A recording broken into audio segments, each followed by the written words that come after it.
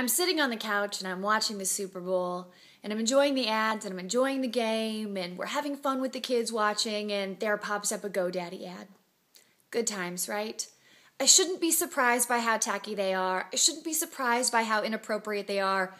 But in fact, I always am. Probably more so now than I ever have been, and I think that's because my kids are older. So this is my number one argument. Why is it being shown during the Super Bowl? Probably because they always are. I get it. It's part of their shock value.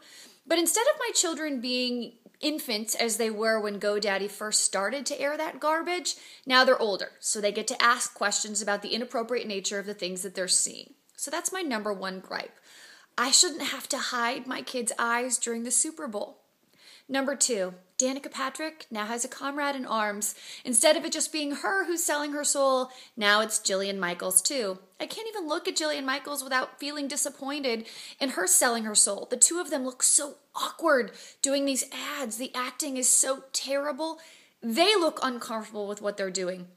Why are these two women who have such strong brands, who in real life are doing really good things as female examples of what can be done in the world, selling their soul to GoDaddy? Terrible. Number three, this one doesn't make sense to me either.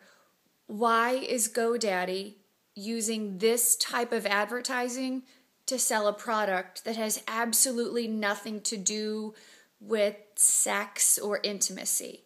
So it would make sense to me if you were selling, say, lingerie, like Victoria's Secret.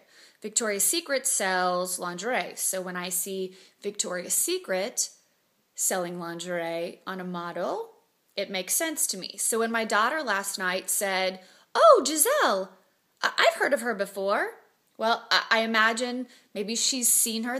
Victoria's Secret catalogs come to my house, so potentially she's seen one laying around. I've never shown them to her. But potentially, that's where that comes from? I don't know. It makes sense. I'm okay explaining underwear to my daughter. I'm not okay having to explain sexually based advertising to sell domain names to my child. I mean, I suppose it's one of those things I have to do as a parent, but it's a bit ridiculous to me. So, on to another argument I have seen online today, and this is one that I saw very well articulated by Liz Gumminger on Mom 101. Why is it okay for the David Beckham ad to be so popular, because we saw him in his underwear, but it's not okay to see scantily clad women selling domain names? Well, two totally separate topics, and this sort of goes back to my third point there, which is David Beckham in his ad was in fact selling underwear.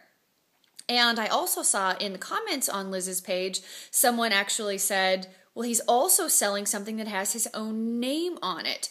It's his brand underneath the H&M brand. So it's David Beckham's underwear within H&M. So he's actually putting his own name on it. So it makes sense for him to have partial control of how he'd like to see it advertised, as compared to GoDaddy trying to sell domain names with two women painting on another woman who appears not to be wearing any clothing.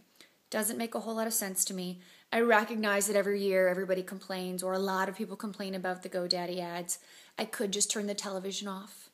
I get that.